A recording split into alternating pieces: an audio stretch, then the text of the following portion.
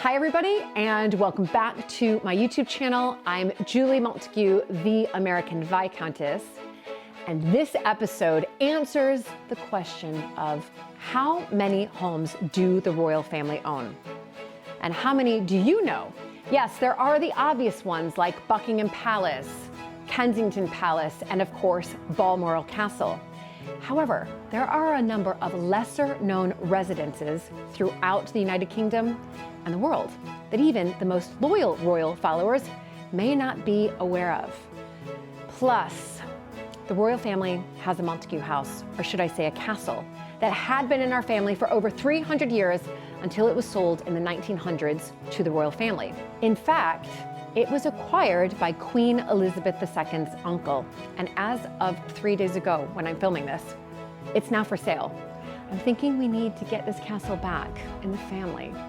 Maybe not, but lots more on that house, aka castle, later in the video.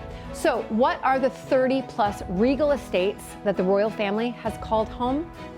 Well, let's start with the most well-known and visited of all the royal properties, Buckingham Palace. Buckingham Palace has remained the official London residence of the British monarchs since 1837. Designed in a neoclassical style, the palace has a total of 775 rooms, which includes 188 staff bedrooms, 92 offices, 78 bathrooms, 52 royal and guest bedrooms, and 19 staterooms.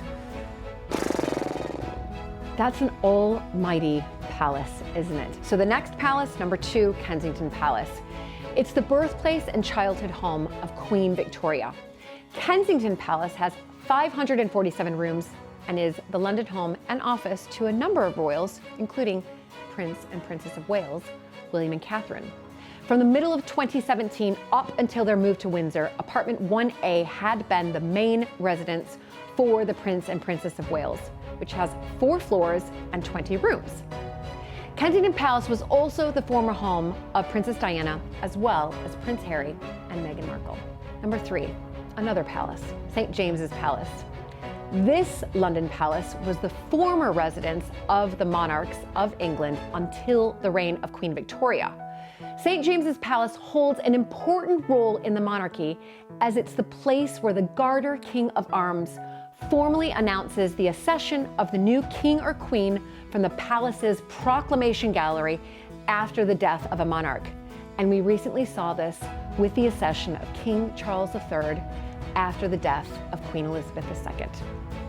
It's also the London residence of Princess Anne, Princess Beatrice, and Princess Alexandra. The palace even hosts charity receptions associated with members of the royal family. If you love all things royalty, as I do, this week's episode is sponsored by Blinkist. The Blinkist app enables you to understand the most important things from over 5,500 non-fiction books and podcasts in just 15 minutes. My recent favorite blinks are Elizabeth the Queen, The Life of a Modern Monarch. And it really summarizes how she became queen, the Queen's prime ministers, and the most significant of them all, Winston Churchill, and the drama that often swirled around her relations. But in true British fashion, she always managed to keep a stiff upper lip and do her duty right until the end. I also love their shortcasts, and in particular, this one on Elizabeth I, the Queen of Secrets, as her reign is a hotly contested one, but also she's considered one of the greatest leaders in English history. Blinkist Connect is the new feature. It allows every Blinkist premium plan to be shared by 2 different accounts.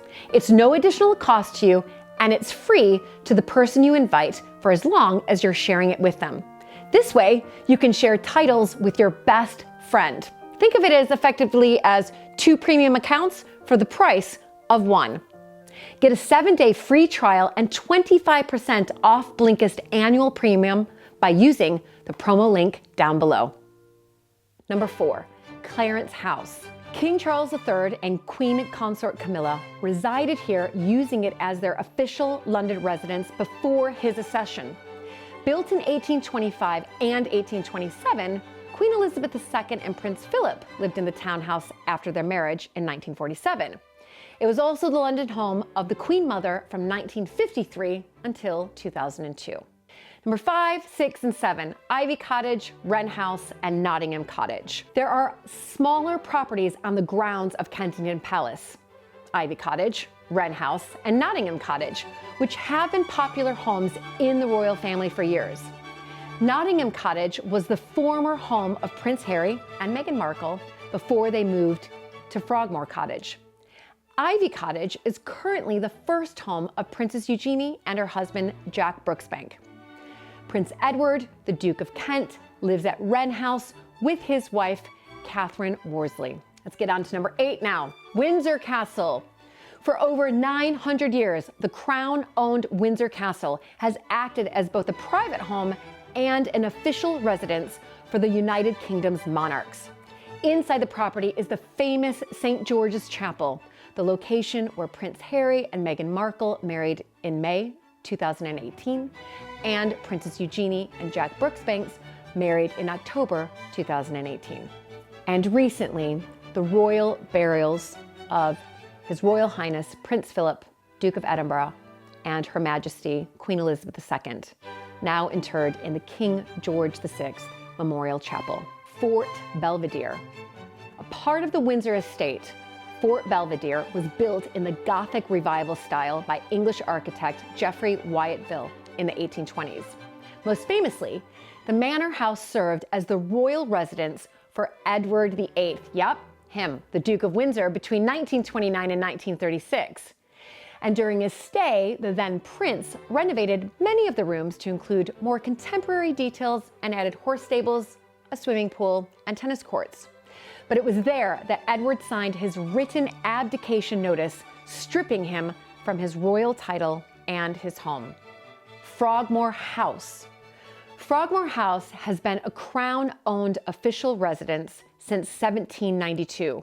Originally bought by George III as a gift for his wife Queen Charlotte, Frogmore House has remained in the royal family ever since. While the house has been unoccupied since 1872, the royal family often hosts private and official events at the residence.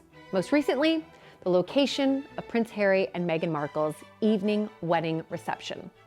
And right behind Frogmore House, Frogmore Cottage. The former home of the Duke and Duchess of Sussex, Frogmore Cottage shares the same grounds as Frogmore House. The cottage was built in 1801 under the direction of Queen Charlotte, the Royal Lodge. 3 miles south of Windsor Castle, the Royal Lodge was the longtime country home of King George VI, and as we like to call her, the Queen Mother. The Queen Mother continued to use the lodge as one of her country retreats until her death in 2002.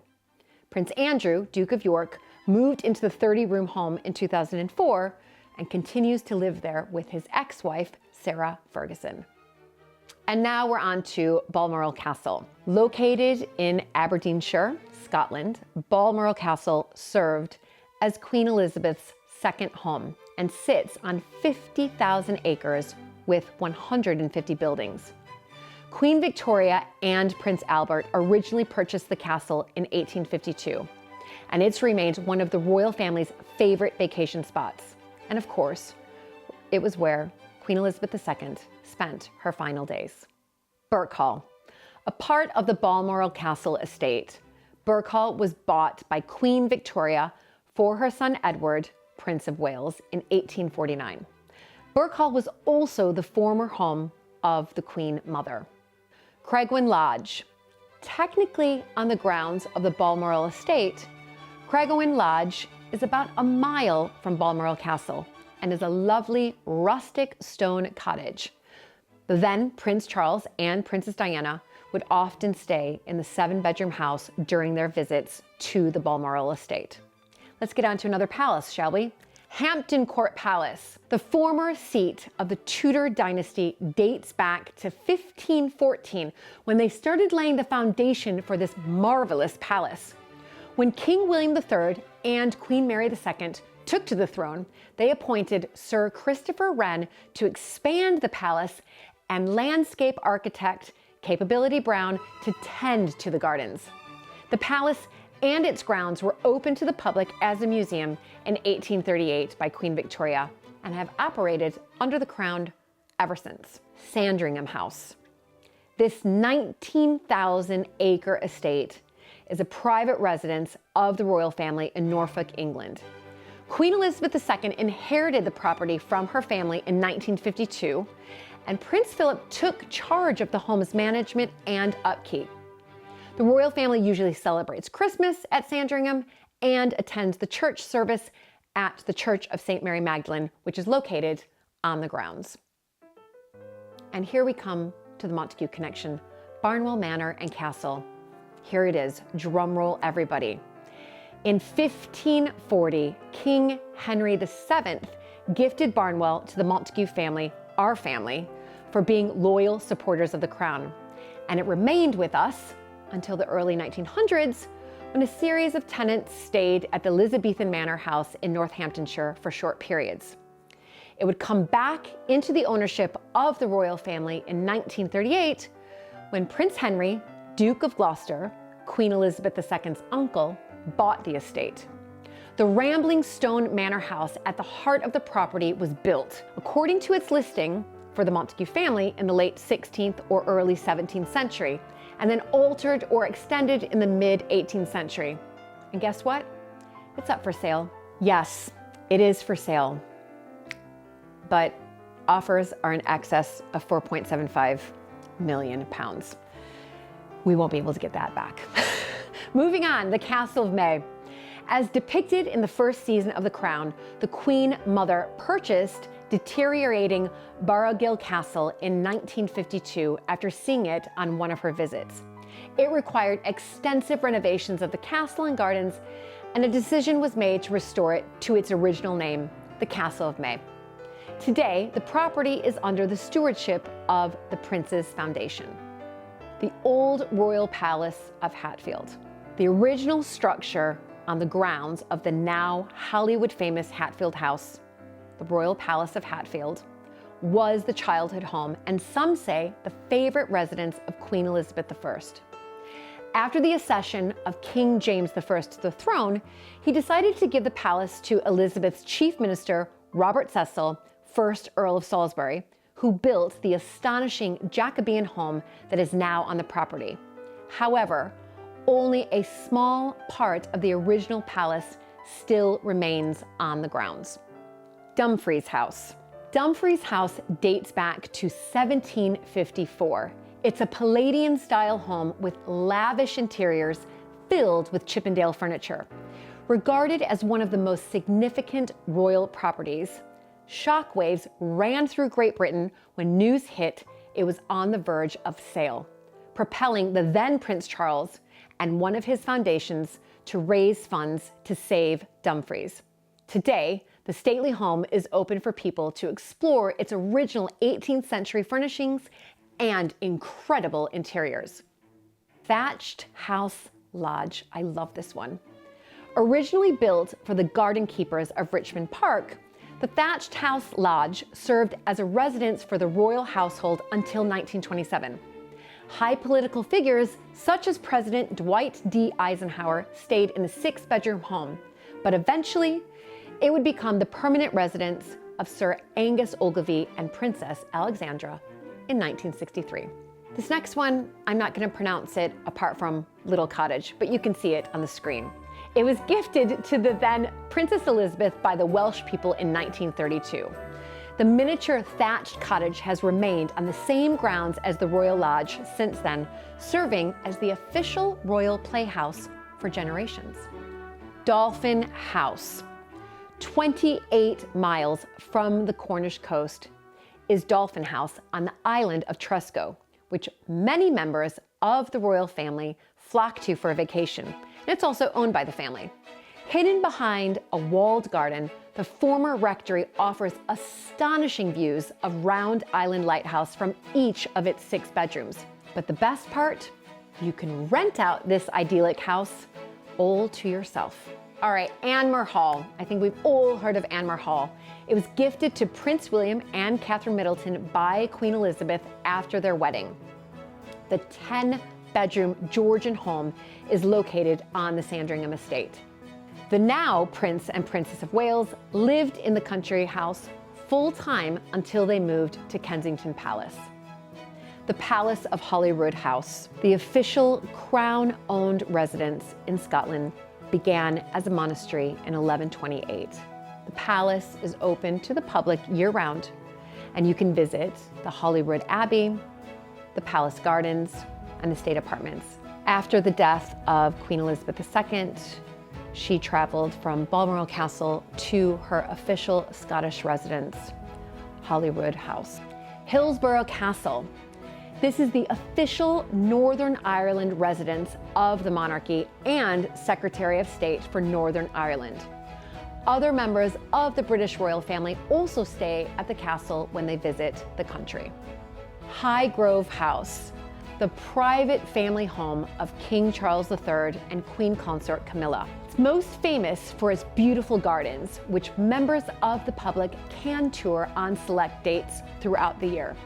It was bought in 1980 and was initially used as a weekend home for the then Prince of Wales and Princess Diana after the marriage in 1981. On the screen is the Welsh home of King Charles. King Charles III and Queen Consort Camilla often stay here at the property in the summer during their annual tour of Wales. The 215-acre estate features energy-efficient appliances, low-energy lighting, and natural sheep's wool insulation. GATCOMBE Park is the residence of Princess Anne and her husband, Sir Timothy Lawrence. The country house and farm is located in Gloucester and were purchased by Queen Elizabeth in 1976 for Anne. Princess Anne's daughter, Zara Tyndall, moved her family to the estate in 2013. And last, but certainly not least, is BAGSHOT Park. This 57-room royal residence is the current Surrey home of Prince Edward and Sophie, Countess of Wessex. The property was owned by Queen Victoria's third son, Prince Arthur, after its reconstruction in 1879. So there you have it, these extraordinary 30-plus royal homes, and I hope you found this educational. Be sure to let me know what your favorite royal home is and why. You know what mine is, Barnwell, of course. And lastly, be sure to hit the like button, subscribe, and most important, turn notifications on.